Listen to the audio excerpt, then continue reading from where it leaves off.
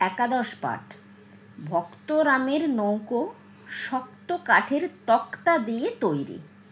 ভক্তরাম সেই নৌকো সস্তা দামে বিক্রি করে। শক্তিনাথ বাবু কিনে নেন। শক্তিনাথ আর মুক্তিনাথ দুই ভাই। যে পাড়ায় থাকেন তার নাম জেলে বস্তি। তার বাড়ি খুব মস্ত, সামনে নদী, পিছনে বড় রাস্তা।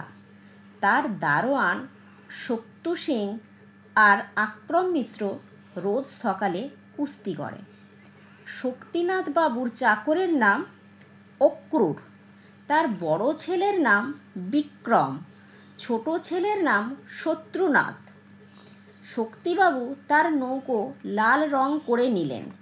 তার নাম দিলেন রক্তজবা। তিনি মাঝে মাঝে নৌকোয় করে কখনো তিস্তা নদীতে, কখনো আত্রাই নদীতে, কখনো ইচ্ছামতিতে বেড়াতে যান। একদিন অঘ্রাণ মাসে পত্র পেলেন বিপ্র গ্রামে বাঘ এসেছে। শিকারে যাত্রা করলেন। সেদিন শুক্রবার, শুক্লপক্ষের চন্দ্র সবে অস্ত্র গেছে। আক্রম বন্দুক নিয়ে চলল, আর দুটো বল্লম ছিল। সিন্ধুকে ছিল গুলি বারুদ। নদীতে প্রবল স্রোত। বেলা যখন 2 প্রহর, নৌকো নন্দীগ্রামে পৌঁছল। রৌদ্র ঝাঁ ঝাঁ করছে। এক ভদ্রলোক খবর দিলেন, কাছেই বন্দিপুরের বন, সেখানে আছে বাঘ।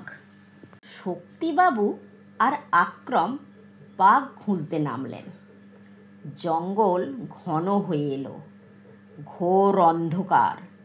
কিছু দূরে গিয়ে দেখেন এক পোড়ো মন্দির, জনপ্রাণী নেই। শক্তিবাবু বললেন, এইখানে একটু বিশ্রাম করি। সঙ্গে ছিল লুচি, আলুর দম আর পাঁঠার মাংস। তাই খেলেন। আক্রম খেলো চাটনি দিয়ে রুটি। তখন বেলা পড়ে আসছে। গাছের ফাঁক দিয়ে বাঁকা হয়ে রৌদ্র পড়ে। প্রকাণ্ড অর্জুন গাছের উপর কতকগুলো বাঁদর, তাদের লম্বা লেজ ঝুলছে। শক্তিবাবু কিছু দূর গিয়ে দেখলেন একটা ছোট সোতা, তাতে 1 হাঁটুর বেশি জল হবে না। তার ধারে বালি, সেই বালির ওপর বড় বড় থাবার দাগ। নিশ্চয়ই বাঘের থাবা। শক্তিবাবু ভাবতে লাগলেন, কি করা কর্তব্য। অঘ্রাণ মাসের বেলা, পশ্চিমে সূর্য অস্ত গেল। সন্ধ্যা হতেই ঘোর অন্ধকার। কাছে তেঁতুল গাছ, তার উপরে দুজনে চড়ে বসলেন।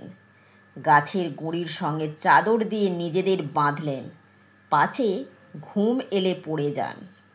কোথাও আলো নেই, তারা দেখা যায় না, কেবল অসংখ্য জোনাকি গাছে গাছে জ্বলছে। শক্তিবাবুর একটু নিদ্রা এসেছে। এমন সময় হঠাৎ ধপ করে একটা শব্দ হওয়াতে চমকে জেগে উঠলেন। দেখলেন কখন বাঁধন আলগা হয়ে আক্রম নিচে পড়ে গেছে। শক্তিনাথ তাকে দেখতে তাড়াতাড়ি নেমে এলেন। হঠাৎ দেখেন কাছেই অন্ধকারে দুটো চোখ জ্বলজ্বল করছে। কি সর্বনাশ, এ তো বাঘের চোখ। বন্দুক তোলবার সময় নেই। ভাগ্যে দুজনের কাছে দুটো বিজলি বাতির মশাল ছিল। সে দুটো যেমনি হঠাৎ জ্বালানো, অমনি বাঘ ভয়ে দৌড় দিলে। সে রাত্রি আবার দুজনের গাছে কাটল। পরের দিন সকাল হলো, কিন্তু জঙ্গলের মধ্যে রাস্তা মেলে না। যতই চলে জঙ্গল বেড়ে যায়। গায়ে কাঁটার আঁচড় লাগে, রক্ত পড়ে।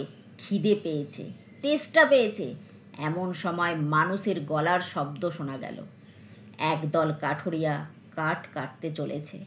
শক্তিবাবু বললেন, তোমাদের ঘরে নিয়ে চলো, রাস্তা ভুলেছি, কিছু খেতে দাও। নদীর ধারে একটা ঢিবির পরে তাদের কুঁড়ে ঘর। গোল পাতা দিয়ে ছাওয়া। কাছে একটা মস্ত বটগাছ, তার ডাল থেকে লম্বা লম্বা ঝুড়ি নেমেছে। সেই গাছে যত রাজ্যের পাখির বাসা। কাঠুরিয়ারা শক্তিবাবুকে আক্রমকে যত্ন করে খেতে দিলে। তাল পাতার ঠোঙায় এনে দিলে চিঁড়ে আর বনের মধু, আর দিলে ছাগলের দুধ। নদী থেকে ভাঁড়ে করে এনে দিলে জল। রাত্রে ভালো ঘুম হয়নি, শরীর ছিল ক্লান্ত। শক্তিবাবু বটের ছায়ায় শুয়ে ঘুমোলেন। বেলা যখন 4 প্রহর, তখন কাঠুরিদের সর্দার পথ দেখিয়ে নৌকোয় তাদের পৌঁছে দিল। শক্তিবাবু 10 টাকার নোট বের করে বললেন, বড় উপকার করেছ, বকশিস লও। সর্দার হাত জোড়ো করে বললেন, মাফ করবেন, টাকা নিতে পারবো না, নিলে অধর্ম হবে।